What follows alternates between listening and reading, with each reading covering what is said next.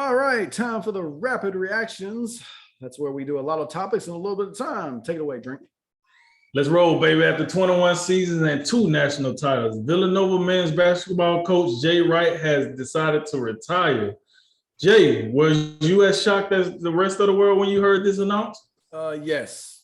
Did not see this coming at all. A guy, he don't look 60, but that still doesn't seem quite the age to hang it up just yet. But you see guys, if you don't quite have the drive that you used to, and that seems to be kind of what was going on with him. I think it's then again, who are we to judge? So yeah, I think it is something that shocked me. I think it shocked everybody, but upon further review, that's what it is.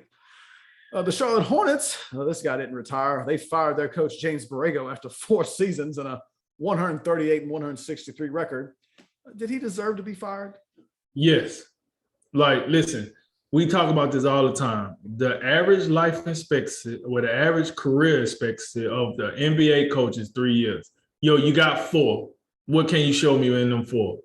Oh, LaMelo Ball, we was going to draft him anyway. What else you got for me? Yeah. It's time for him to go ahead and pack the bags and get up out of here. The second U.S. Court of Appeals rejected a request from the New York Yankees to keep a letter from Commissioner Rob Manfred to GM Brian Cashman sealed in regards to a sign stealing investigation.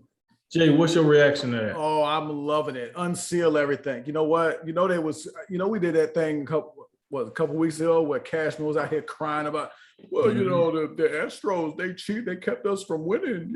Yeah, here crying, get some tissues, Amazon them. I really hope, they better not have been out here cheating too, because we're going to have another segment and Cashman gonna get clowned from here to the West Coast and back.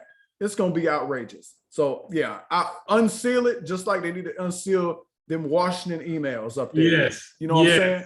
Unseal everything. Anyway, the Cleveland Browns have extended cornerback Denzel Ward for 5 years and $100.5 million. I think that just makes him the highest paid corner. I think that beat out Jalen Ramsey. Anyway, was that an appropriate contract for him? No, I don't know what Cleveland doing on this one. Hey, listen, give you the round of applause with the whole Deshaun Watson thing. This one, did Denzel Ward make a Pro Bowl that I missed? Did he make an All-Pro team that I missed? What in the hell has he done, to be honest with, I don't know. I got to go back and look at some tape because I don't know at what point did he play so well that he should be the highest paid corner in the NFL. But hey, Cleveland, it's your money. Do what you want to do. It's your money. Just for the record, 2 Pro Bowls. He made 2 Pro Bowls? 2 Pro Bowls.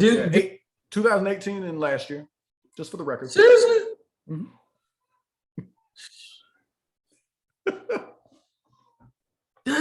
Man, he made 2 Pro Bowls?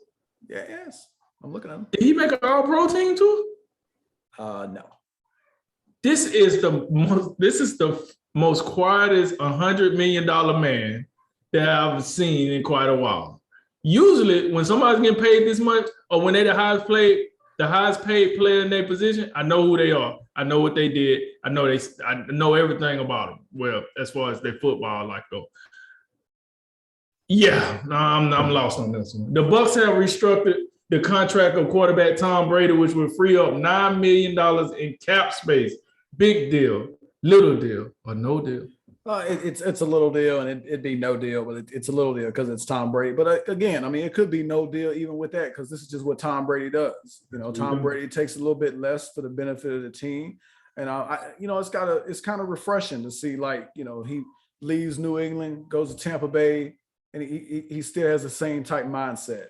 I don't think Tampa Bay going to be able to do a lot with this, considering I don't think there's that many free agents left. But they use a little extra, make sure they get that draft class signed. A little deal, that's all it is. The NCAA Rules Committee approved rule changes to its targeting rule on Wednesday. What'd you think of those changes?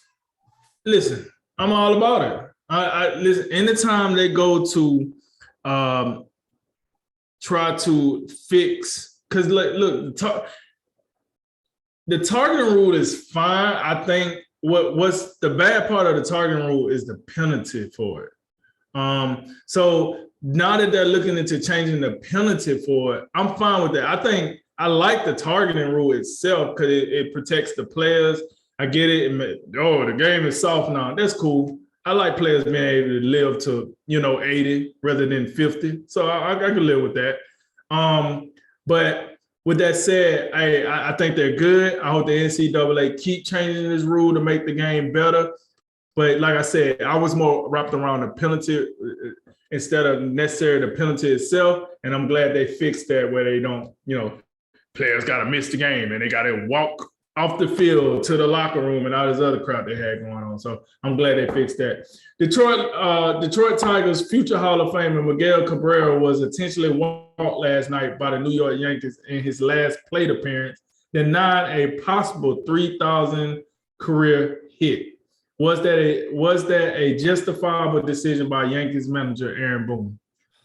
I guess because we had a lefty on the mound and we wanted to walk him to get to the left-handed batter and all that, but you do know this is Miguel Cabrera. He almost 40 years old. He's not the Miguel Cabrera from 10 years ago who could just be a ultimate game changer. He's out here still plugging along, trying to collect a few more stats, getting that 3,000 hit club, and you're over here scared to pitch to him, and you lost the game 3-0, so it didn't even matter. So yes, it's justifiable. But just like your boy Cashman, y'all, these guys they nauseate me sometimes.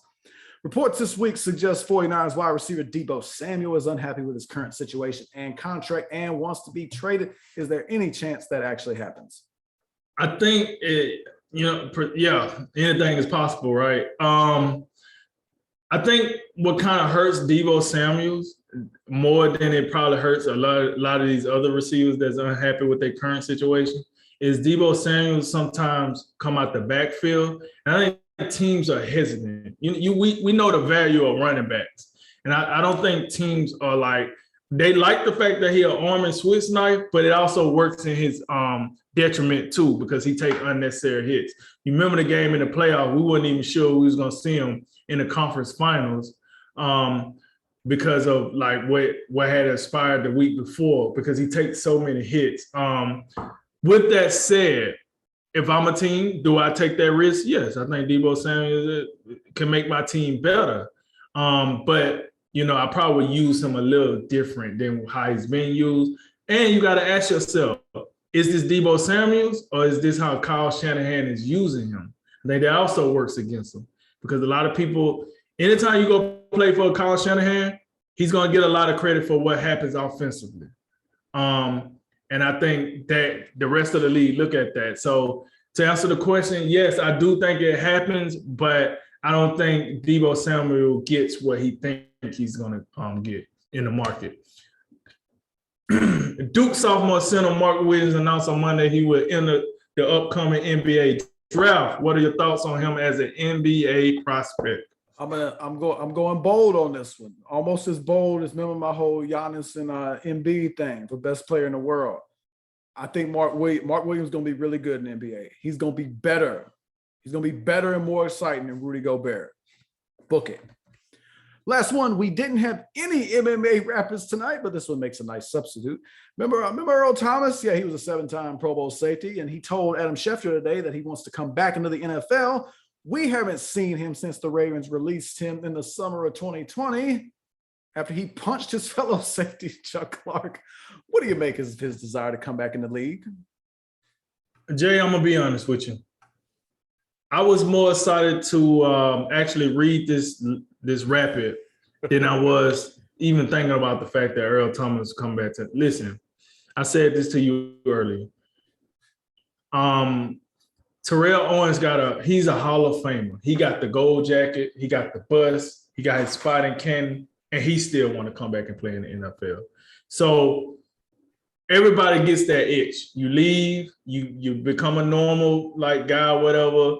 You're not as important anymore. You're kind of like, man, life was so much different when I was playing. I was an actual NFL Pro Bowler. So let me try to put my head in him. Problem is, Earl Thomas, your last years was not graceful at all.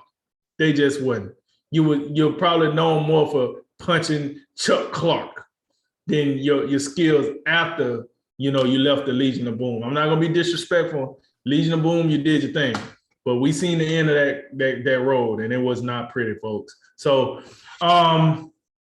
yeah, I what I make of his desire is the fact that he has it. Most players do when they retire or when they move on, but do I care to see him on the field again? Absolutely not. All right. Well, that concludes tonight's Drink of Wisdom. As always, like, listen, share, subscribe. Thank you for joining us. I'm Jay Watts. And I'm Nathan Drinker. And remember, make tomorrow better than today and make today better than yesterday. And you know what we gonna do. We gonna holler at you until next time, baby. Ladies and gentlemen, this is a Drink of Wisdom.